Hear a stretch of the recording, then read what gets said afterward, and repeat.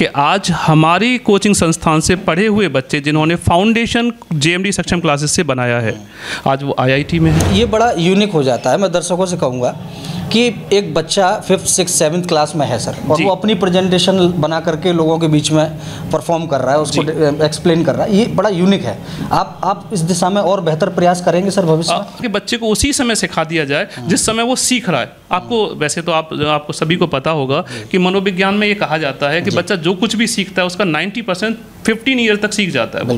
तो वो एज वही है कि इसे थोड़ा सा सिखा दिया जाए, जब उसे ज़रूरत पड़ेगी तो वो ईजीली उसे कर लेगा और वो आगे बढ़ जाएगा। तो मोटिवेशन के लिए 5वीं 6वीं 7वीं से ही हम लोग इस प्रोग्राम को रखते हैं। छोटा सा उनके साथ प्रेजेंटेशन बनवाते हैं, उनसे सारी क्लासेस के सामने, पूरे इंस्टीट्यूशंस के सामने वो प्रेजेंटेशंस देते हैं। तो बच्चे को सीखने का मौका मिलना चाहिए और हम वो मौका प्रोवाइड करने की कोशिश करते हैं। No one is perfect in this world. हम कंटिन्यूसली उसमें चेंज करते रहते हैं और परफेक्शन की तरफ बढ़ते हैं।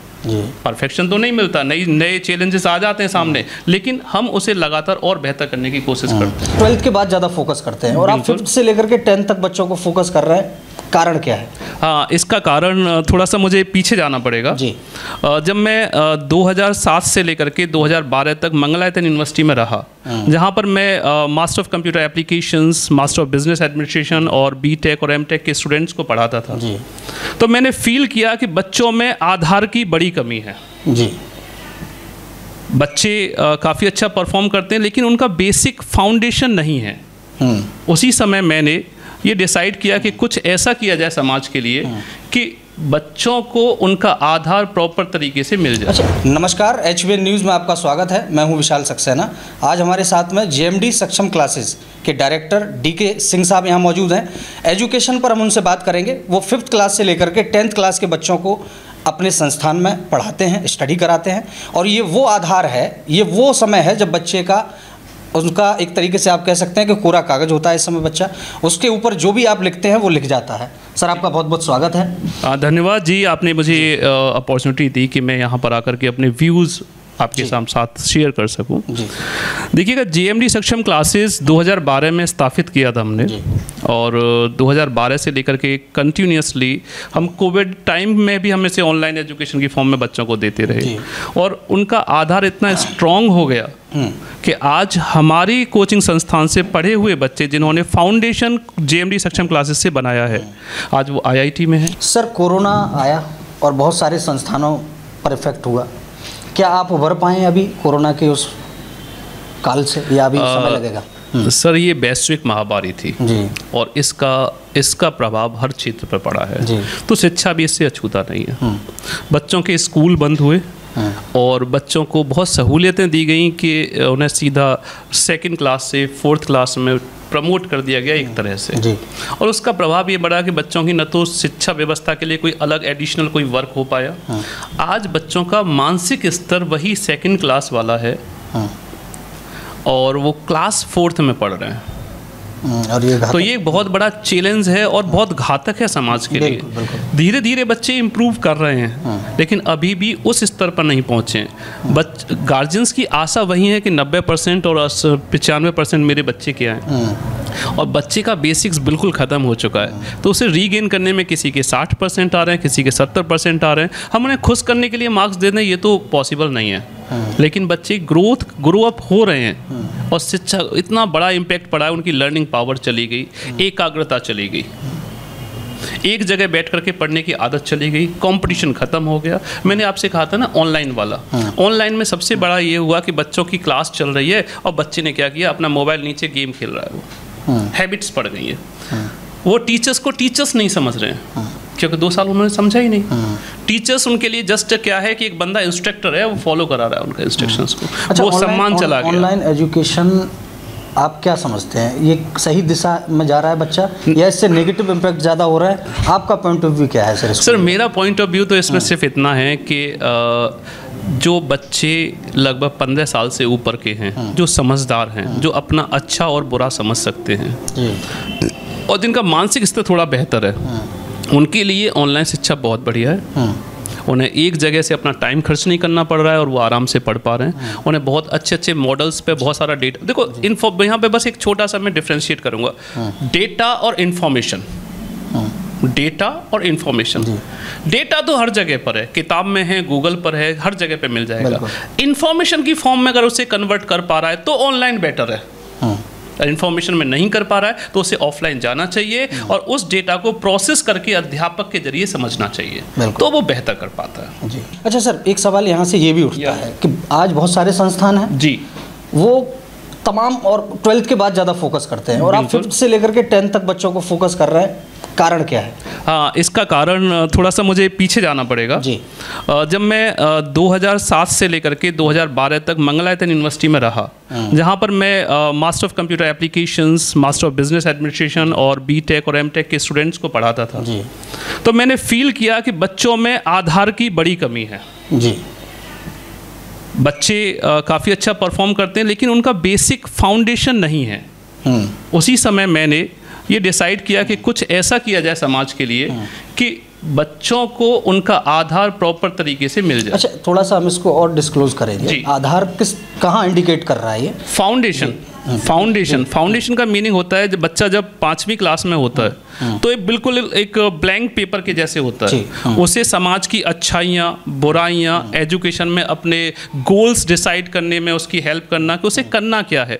कभी कभी हमने देखा है कि जो बच्चे बीटेक या एमटेक करते हैं उनका 10th 12th तक भी ये गोल नहीं होता है कि वो बीटेक करें। बिल्कुल, उन्हें पड़ोसी ने कह दिया, घर वालों ने बोल दिया, दोस्त कर रहे हैं तो उन्होंने कर लिया। उनका सही चुनाव नहीं होता। फिर उन्हें बाद में एहसास होता है यार मैं बीटेक के लिए तो बना ही नहीं था, मेरे को तो जर्नलिज्म में जाना है। तो ये, तब तक लेट हो जाती है। क्या 10th क्लास तक संभव है सर? जी बिल्कुल संभव है, बिल्कुल संभव है। कक्षा 5वीं से जब बच्चा हमारे यहाँ पढ़ता है तो हम धीरे धीरे करके उसके इंटरेस्ट को जानते हैं, उसे उसके बारे में ये बताया जाता है कि भाई देखिएगा बीटेक के लिए आपके अंदर ये गुण हैं, आप ये देखिए बीटेक के बाद होता क्या है। एग्जाम्पल फॉर कुछ बच्चे डिफेंस में जाना चाहते हैं तो उन्हें बताया जाता है डिफेंस फील्ड है क्या। उन्हें बताया जाता है कि आप जब एनडीए करेंगे 11th में के बाद 12th परसुइंग में एनडीए करेंगे तो एनडीए के बाद आपकी ट्रेनिंग होगी जी। अच्छा, ये सर एक इन्फॉर्मेशन फैक्टर हो गया कि आप बच्चे को इन्फॉर्म कर रहे हैं कि ये चीज़ें हैं जी। लेकिन बच्चे के अपने भी तो गुण होते होंगे जो आप लोग मेजर करते होंगे, उनको जज करते होंगे सर, और फिर उस दिशा में उनको प्रेरित करेंगे कुछ ऐसा जी। बिल्कुल बिल्कुल सही बात है आपकी कि बच्चों को प्रेरित करने के लिए सबसे पहले यही देखा जाता है, उनकी छोटी छोटी टीम्स बनाई जाती हैं। उसमें कुछ बच्चे इंटरेस्ट लेते हैं कि मुझे डॉक्टर बनना है, कुछ कहते हैं इंजीनियर बनना है, कुछ कहते हैं नहीं मुझे जज बनना है, कुछ कहते हैं मुझे सिविल सर्विसेज में जाना है। ये उन्होंने सराउंडिंग से सीखा। लेकिन कुछ ही दिनों के बाद जब उनके सामने रियल पिक्चर रखी जाती है, हम लोग उन्हें प्रोवाइड करते हैं कि बेटा एक डॉक्टर का काम ये है, एक इंजीनियर का काम ये है, एक डिफेंस वाले पर्सन का काम ये है, तो उसे लगता है उसके इंटरेस्ट के साथ वो मैच नहीं कर रहा है, तो वो धीरे धीरे करके उससे क्विट करने लगता है। फिर हम उसे बताते हैं तुम्हारे इंटरेस्ट के साथ ये चीज़ बेटर है और हर फील्ड अपने आप में बहुत वास्ट है, आप इसके बारे में सोचिएगा। उससे जुड़े हुए लोगों से उनका सामना कराते हैं, मिलवाते हैं उनसे उन्हें जैसे डॉक्टर से मिलवाया, डॉक्टर से बच्चे पूछते हैं अपने कि सर आपने क्या किया था, कैसे किया, बहुत इंस्पायर होते हैं। हमारे यहाँ के कुछ छात्र हैं जिन्होंने एनडीए क्वालिफाई किया था, जब वो यहाँ आए आकर के पुराने अपने नए बच्चों से मिले और उन्होंने उनसे पूछा कि वहाँ की लाइफ कैसी है, डिफेंस की लाइफ कैसी है। जब उन्होंने बताया तो कुछ बच्चों के तुरंत ही सपने बन गए कि मुझे तो डिफेंस में जाना है। फिर उन्होंने सैनिक स्कूल की तैयारी की, जैसे हम प्रॉपर कराते हैं, सैनिक स्कूल की तैयारी की और तैयारी करने के पश्चात आज उनमें से कुछ बच्चे सैनिक स्कूल्स में एंट्री ले चुके हैं। उन्होंने कहा कि सबसे बढ़िया तरीका क्या है, मैंने कहा सैनिक स्कूल में पढ़ोगे, पढ़ने के बाद आपको कुछ रिजर्वेशन मिलेगा उससे और उसके साथ साथ आपको वो इन्वायरमेंट मिलेगा जो उन्हें चाहिए। अच्छा, मोटिवेशन को सर किस दृष्टि से देखते हैं? क्या बच्चा आजकल डिप्रेशन में, बच्चे छोटे छोटे बच्चे डिप्रेशन में चले जाते हैं तो क्यों जाते हैं? क्योंकि आप एक लंबा समय उनके साथ में बिताते हैं जी, बॉडी लैंग्वेज, फैक्ट्स, तमाम तरीके से आप उनको नोटिस करते होंगे, तो क्या लगता है बच्चा डिप्रेस क्यों हो रहा है आजकल एजुकेशन को लेकर के? देखो, एजुकेशन हो या जीवन का कोई भी पहलू, डिप्रेशन का सबसे बड़ा कारण होता है कि बच्चे के अंदर जो क्षमताएं हैं वो उसे उजागर नहीं कर पा रहा है, उसे वो प्लेटफॉर्म नहीं मिल रहा है जहाँ पर उसे आता है और वो कह नहीं पा रहा है, वो धीरे धीरे घुटने लगता है, उसे परेशानी होने लगती है, वो डिप्रेशन में चला जाता है, वो कहता है मैं तो कर ही नहीं सकता, नेगेटिव एनर्जी बढ़ने लगती है। वहाँ पर हम लोग उसके साथ पॉजिटिव एनर्जी जोड़ते हैं, उसे बताते हैं बेटा आपने किया, उसकी तारीफ करते हैं, उसे अभी से प्रिपेयर करते हैं कि भाई आप स्टेज फोबिया है, मैंने अभी एक बच्चे से बोल दिया कि बेटा आप जाओ और स्टेज पे बोल के आओ, कब आने लगा। 11th 12th का बच्चा, ग्रेजुएशन का बच्चा, उसे माइक हाथ में दे दिया जाए तो परेशान होने लगता है। अच्छा सर, ये एक आप इस तरीके के कॉन्सेप्ट पर काम कर रहे हैं, बहुत सारे संस्थान हैं जिनका ध्यान भी नहीं होगा जी, और ये बहुत यूनिक है कि बच्चों को मंच पर आप परफॉर्म करा रहे हैं, उनको आप फेस करना सिखा रहे हैं, पब्लिक स्पीकिंग सिखा रहे हैं, तो ये कहाँ से आपके मन में आया? क्या ये पहले से प्लान था? मैंने अभी आपको बताया कि जब मैं वहाँ फील करता था, बच्चे प्रेजेंटेशंस देते थे, जो MBA का अपना प्रेजेंटेशन दे रहे हैं और प्रेजेंटेशन देने का उनके अंदर कोई सेंस नहीं है, वो प्रॉपर तरीके से नहीं दे। हमारे यहाँ कहते हैं कि बेरोजगारी बढ़ी हुई है, अच्छे डिसिप्लिन्ड स्टूडेंट भी तो नहीं है हमारे पास जिन्होंने वास्तविकता में शुरू से तैयारी की हो। तो ये वहीं से आया कि बच्चे को उसी समय सिखा दिया जाए जिस समय वो सीख रहा है। आपको वैसे तो आपको सभी को पता होगा कि मनोविज्ञान में ये कहा जाता है कि बच्चा जो कुछ भी सीखता है उसका 90% 15 ईयर तक सीख जाता है। तो वो एज वही है कि इसे थोड़ा सा सिखा दिया जाए, जब उसे ज़रूरत पड़ेगी तो वो ईजिली उसे कर लेगा और वो आगे बढ़ जाएगा। तो मोटिवेशन के लिए 5वीं 6वीं 7वीं से ही हम लोग इस प्रोग्राम को रखते हैं। छोटा सा उनके साथ प्रेजेंटेशन बनवाते हैं, उनसे सारी क्लासेस के सामने, पूरे इंस्टीट्यूशंस के सामने वो प्रेजेंटेशंस देते हैं। अच्छा, ये बड़ा यूनिक हो जाता है। मैं दर्शकों से कहूँगा कि एक बच्चा 5th 6th 7th क्लास में है सर, और वो अपनी प्रेजेंटेशन बना करके लोगों के बीच में परफॉर्म कर रहा है, उसको एक्सप्लेन कर रहा है, ये बड़ा यूनिक है। आप इस दिशा में और बेहतर प्रयास करेंगे सर भविष्य में? डेफिनेटली। अब आगे हमने एक चीज़ और की है और से कर रहे हैं हम लोग। हमने हर क्लास से उनके डिसिप्लिन के अकॉर्डिंग, उनके मार्क्स के अकॉर्डिंग अच्छे स्टूडेंट्स को हमने चयन किया। 5-5 स्टूडेंट्स का चयन किया हमने। 20 बच्चों की टीम बनाई जो कि फॉर्मल नहीं है, जो कि ऐसा नहीं है कि आज चलेगी लगातार चलती रहेगी। अगर उसमें अच्छा परफॉर्म करेंगे तो रहेंगे, दूसरे बच्चे वरना आ जाएंगे उसमें। ठीक है। उनके साथ मीटिंग करना, उन्हें प्रेजेंटेशन कैसे देना है, उनसे इनोवेटिव आइडियाज़ निकालना, क्योंकि बच्चों के पास बहुत इनोवेटिव आइडियाज़ होते हैं। बिल्कुल। और वो इनोवेटिव आइडिया हम लोग इम्प्लीमेंट करते हैं। जैसे उन्होंने कहा कि सर हमें थोड़ी सी प्रॉब्लम होती है इंग्लिश बोलने में। कुछ बच्चों ने मुझसे कहा कि सर मुझे इंग्लिश बोलने में थोड़ी सी प्रॉब्लम होती है, क्योंकि मैं यहाँ तो बोल लेता हूँ लेकिन स्टेज पे जाकर के मुझे थोड़ी प्रॉब्लम होती है। मैं कहा ठीक है, कोई परेशानी नहीं। हम छोटा सा उन्हें माइक दिया, माइक देने के बाद उनसे बुलवाया हमने। मेरे पास बहुत सारी वीडियोस पड़ी हैं, आप चाहें तो मैं उसे शेयर कर सकता हूं। मैं क्लिप जरूर लगाऊंगा, और ये हमारे संस्थान की तरफ से आपके एक अच्छी पहल में कंट्रीब्यूट करने का एक माध्यम होगा। धीरे धीरे करके पहले थोड़ा सा झिझकेगा, माइक को पकड़ के कपकपाएगा, और उसके बाद कुछ ही दिनों में वो बच्चा फ्लुएंट हो जाएगा, क्योंकि बच्चे को सीखने का मौका मिलना चाहिए और हम वो मौका प्रोवाइड करने की कोशिश करते हैं। No one is perfect in this world. हम कंटिन्यूसली उसमें चेंज करते रहते हैं और परफेक्शन की तरफ बढ़ते हैं। परफेक्शन तो नहीं मिलता, नए चैलेंजेस आ जाते हैं सामने, लेकिन हम उसे लगातार और बेहतर करने की कोशिश करते हैं। अच्छा, बहुत सारे संस्थान हैं सर, वो आजकल कहते हैं, अब कितना सटीक उतर पाते हैं ये मैं नहीं समझ पाता हूँ, पैसा कितना बाध्य है एजुकेशन में? महंगी हो रही है सर, लोग परेशान हैं, माँ बाप, हर वर्ग का व्यक्ति है सर, कैसे देखते हैं कुछ इस दिशा में? बिल्कुल, आपका सवाल बहुत वाजिब है और आज की समाज से जुड़ा हुआ है। देखिएगा, पैसा बाध्य है। हम लोग इस बाध्यता को ख़त्म करने के लिए अपने यहाँ पर एक सक्षम स्कॉलरशिप टेस्ट कराते हैं। क्या बात है? जो स्कॉलर्स बच्चे हैं, चाहे वो किसी भी तबके का हो, चाहे वो बहुत अमीर घराने से हो या किसी गरीब का बच्चा हो, दोनों को मौका बराबर मिलता है। और हमारे यहाँ पर लगभग उसकी फीस ना के बराबर ली जाती है उससे। तो टैलेंट को हम आगे बढ़ाते हैं। हर साल नवंबर और दिसंबर में इस टेस्ट को हम कराते हैं और इसके तहत हम बच्चे को 95% तक की स्कॉलरशिप देते हैं। 95% स्कॉलरशिप ट्यूशन फीस पर ये स्कॉलरशिप हम प्रोवाइड करते हैं। और सबसे बड़ी बात होती है कि एजुकेशन में पैसा, लोग कहते हैं हम पैसा खर्च कर रहे हैं एजुकेशन पर। भाई, एजुकेशन पे पैसा खर्च नहीं होता है, एजुकेशन पे पैसा इन्वेस्ट होता है। क्या बात है? जो आज दे रहे हो उसका कहीं ना कहीं आपको रिटर्न होगा। हम खाने पीने हर चीज़ पे पैसा इन्वेस्ट कर रहे हैं, तो हम एजुकेशन पे पैसा खर्च कहाँ कर रहे हैं? मैंने बहुत गार्जियंस के मुंह से सुना है, मेंटरशिप में पेरेंट्स टीचर मीटिंग भी कराता हूँ मैं, उसमें भी सुना है कि हमारे बच्चे ने इतना पैसा खर्च करा दिया। तो मेरा एक छोटा सा जवाब होता है उनसे कि भाई आप ये बताइएगा, आप जो कर रहे हैं, आपकी उम्र इस उम्र के 40 या 45 के पड़ाव पर हैं, आप 200% से 300% ग्रोथ कर जाएंगे। और आपने बच्चे पे इन्वेस्ट किया तो वो कितने % ग्रोथ करेगा इसका अंदाज़ा नहीं है आपको। तो इन्वेस्ट करो। मैंने अभी आपको एक नाम बताया आयुष का, आयुष जादौन। ये मेरे यहाँ पे 5वीं से पढ़ा था बच्चा। अच्छा, 5th से पढ़ा था।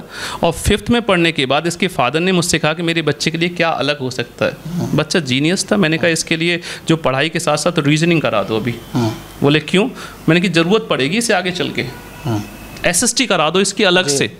तो वो साथ के साथ उन्होंने कराई, और आज के टाइम में उस बच्चे के जब वो सेंट फिडलिस का स्टूडेंट था और उसके 99.6% नंबर आए थे, डिस्ट्रिक्ट में बॉयज़ में फर्स्ट रैंक लेके आया। उसके साथ साथ अलीगढ़ मुस्लिम यूनिवर्सिटी का जब उसका AMU एंट्रेंस दिया 11th का उसने, तो उसकी फर्स्ट रैंक थी। इसके साथ साथ उसने यूपी पॉलिटेक्निक का पेपर दिया तो उसकी 3rd रैंक आई थी। और इसके साथ साथ इस बार वो 12th कर रहा है और करते हुए उसने NDA का रिटन टेस्ट क्वालिफाई कर लिया है। तो वो बच्चा जब मेरे पास पहली बार पढ़ने आया तो मोटिवेशन की बात करते हैं तो उसके फादर ने मुझसे कहा कि ये आपके हवाले है सर। मैंने कहा सर वो सक्षम थे चीज़ों को करने के लिए, मैंने उन्हें किताबें मंगाई, चीज़ें की, मोटिवेट किया, और उसके साथ साथ गार्जियंस ने भी बड़ी मेहनत की, साथ लेके आना, साथ सही लक्ष्य का होना बहुत ज़रूरी है सर ना, और साथ में पेशेंस भी रखना आना पेशेंस जी। तो बच्चों को और किस तरीके से आप काउंसलिंग करते हैं? कई बार बहुत डिस्टर्ब नहीं हो जाता बच्चों के साथ में, आप उनको समझा पाना या उनको सही दिशा में लेकर के आना?